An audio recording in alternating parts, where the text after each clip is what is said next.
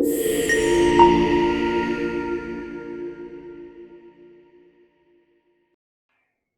everyone, my name's Aaron and I'm the CEO of Tuva Health.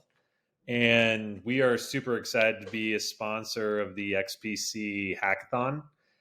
And I wanted to tell you a little bit about Tuva Health and our open source project and the data that we're going to be providing for the hackathon and how you can access it. So at Tuva Health, we believe that all of the domain knowledge that's needed to make sense of healthcare data should be publicly available as code. And so that's really our mission, is to make that data transformation knowledge publicly available. And that's what the Tuva project is. It's our open source project where we are building a bunch of data marts that clean and transform and enrich healthcare data so you can do different things with it. So you can check out our GitHub project by Googling Tuva Health GitHub. As part of the hackathon, we're providing a bunch of claims data that we've run through the Tuva project.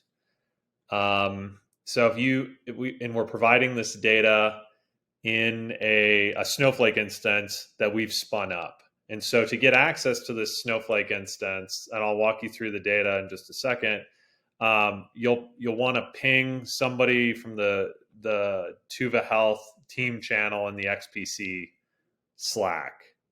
So under sponsored Tuva Health, you can just ping us in this channel and say you want access to the Snowflake instance, and we'll set you up with an account.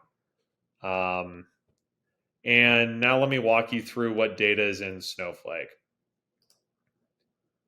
So the main database here that we've put all the data in is this Tuva project demo database. We've created a synthetic claims data set that we call Tuva Synthetic. It's in this database down here. And it's essentially realistic Medicare claims data. There's 3 tables: an eligibility table that has enrollment information, a medical claim table that has professional and institutional claims, and a pharmacy claim table that has prescription drug claims. It's for 1,000 patients. It covers a couple of years of eligibility. There's patients. It's mostly a Medicare population, so it's generally an older population that it's modeled off of. And these people tend to have one or more chronic conditions. There's a high incidence of chronic conditions in the data set. So you could just query these tables directly, and this would give you a good sense of like what, if building on top of claims data is like. It has a lot of the data elements that you'll find in raw claims data.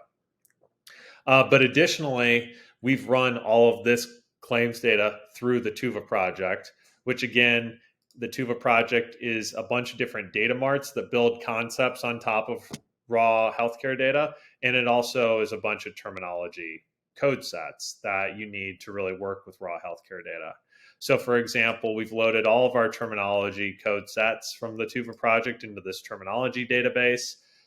You can see it's a bunch of different, codes that you would find in claims data. All the ICD-10 codes, all the DRGs, different provider data, like NPES, revenue center codes, etc. So you could query that stuff. And then each of these schemas is basically a separate data mart. So there's an acute inpatient data mart that it takes the raw claims data and builds like a table called acute inpatient summary that is just like, if you want to do analysis on acute inpatient visits, it's created that data in a way that makes it really easy to use and analyze. So